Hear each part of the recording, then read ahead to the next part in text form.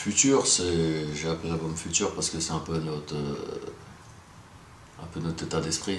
C'est-à-dire qu'on essaie de toujours d'être en avance sur les autres et pas vraiment suivre la tendance. Enfin, être dans la tendance, mais le faire à notre sauce et essayer d'apporter notre touche personnelle, quoi. C'est spontané, hein. C'est spontané, c'est du sport, c'est de la boxe. Voilà, je vais mettre un uppercut au foie, c'est le coup d'œil, bim, et je mets un uppercut au foie. Je cherche même pas à provoquer, c'est moi.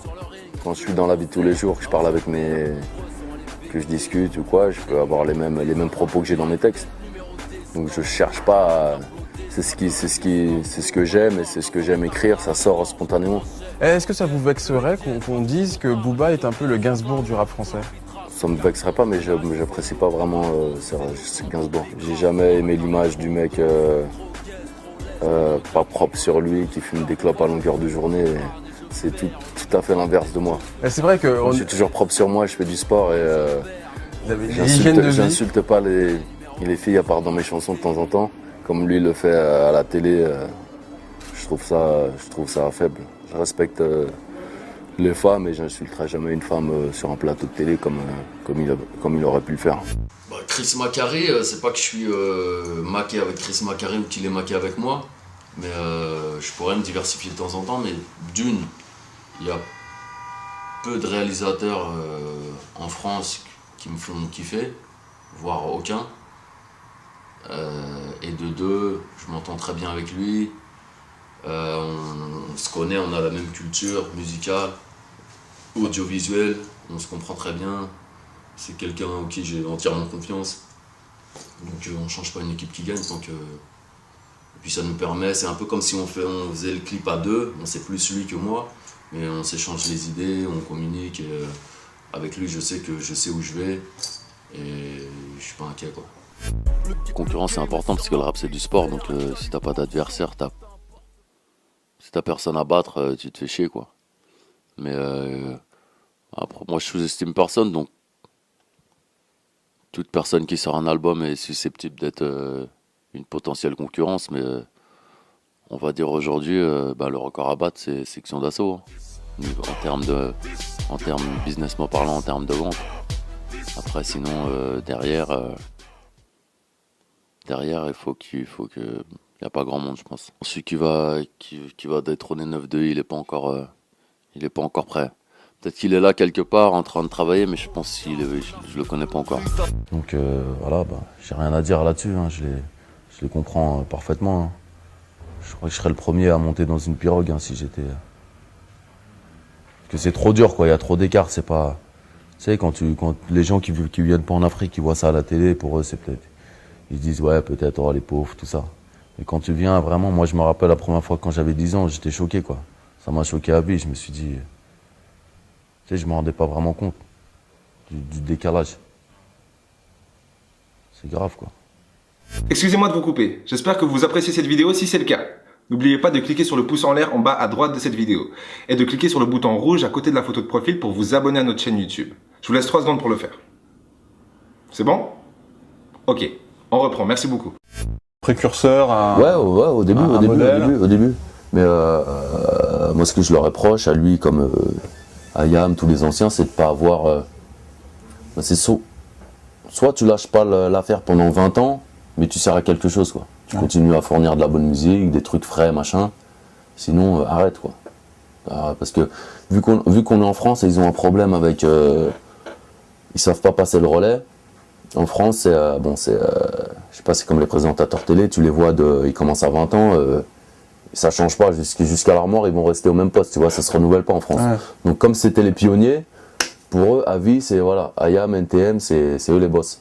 Mais alors que non, tu vois, ils fournissent plus de musique efficace, c'est pas ça que les jeunes écoutent aujourd'hui. Mais dans les médias, comme ils connaissent rien, ils les placent toujours en haut de l'échelle, quoi qu'il fasse, ça ira, le nouveau IAM, le nouveau NTM. Et moi, je supporte pas, quoi. Nous, on a du mal à se faire entendre, à passer dans les médias, mais c'est nous qui faisons, c'est nous le mouvement rap aujourd'hui, tu vois. Moi et d'autres personnes. Je parle très mal dans mes chansons, mais quand je fais un clash, si je m'adresse à quelqu'un en particulier, je vais jamais insulter sa mère. Et dans le morceau, ça commence pratiquement par tu prends tes clics, tu niques ta mère, c'est les premières phrases. Donc si c'était un clash, déjà, le nique ta mère, si je dois le dire à quelqu'un, je le dis en face et pas dans une chanson. Donc déjà, ça c'est dit. Donc c'est pas un clash sur off. Et voilà, et puis si je devais le clasher, j'aurais clashé depuis longtemps. Il n'y a pas de réponse à faire. Pour moi, je le mets même pas dans ma... Il est même pas dans ma cour. Il est très loin derrière. Pour moi, il est au bout du rouleau. Donc voilà. J'ai choisi de ne pas répondre et je répondrai pas. Déjà d'une, parce que comme j'ai dit, je vais pas le laisser. Lui, il est au fond du gouffre. Pour moi, je vais pas lui rendre service et le laisser surfer sur mon buzz. Et deuxièmement, ce qu'il a dit dans sa chanson, c'est très très grave.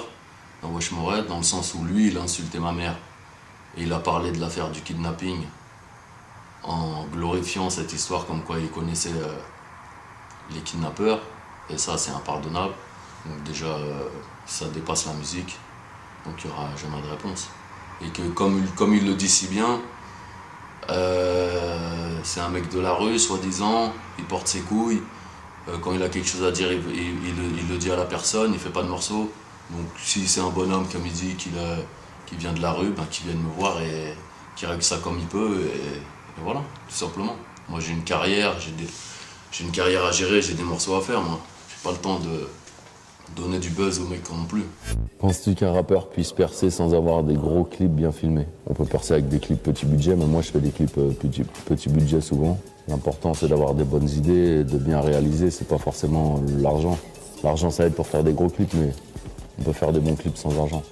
D'ailleurs, tu vois beaucoup d'artistes américains qui sortent des mixtapes gratuites. Tu te dis mais comment ils gagnent de l'argent? Bah souvent les mecs ils savent que l'internet s'est plié ou que les ventes d'albums c'est pas trop ça, donc des fois en période de creux ils sortent une mixtape gratuite, ça leur fait 2-3 sons qui tournent en radio, ça leur permet de tourner en club ou en truc et de faire leur oseille quand même. Donc ça a changé le game quoi. Faut s'adapter, c'est pareil, tu vois, si tu t'adaptes pas, si tu vis pas avec ton temps, tu peux sombrer, tu vois. Bah même à ceux qui viennent pas à mes concerts, hein, peu importe qui viennent ou pas à mes concerts. Je leur souhaite de pouvoir, je leur souhaite de pouvoir vivre dignement comme nous on peut vivre en France, malgré que ce soit pas le rêve, mais c'est plus facile et que moi je souhaite que, que ça évolue au Sénégal. Je sais pas, il y a pas d'infrastructure, les routes c'est encore, quand on est en 2006, il y a encore des coupures d'électricité, des gens qui n'ont pas l'eau courante. Manque de médicaments, comme d'habitude quoi, l'Afrique il la laisse crever pour moi.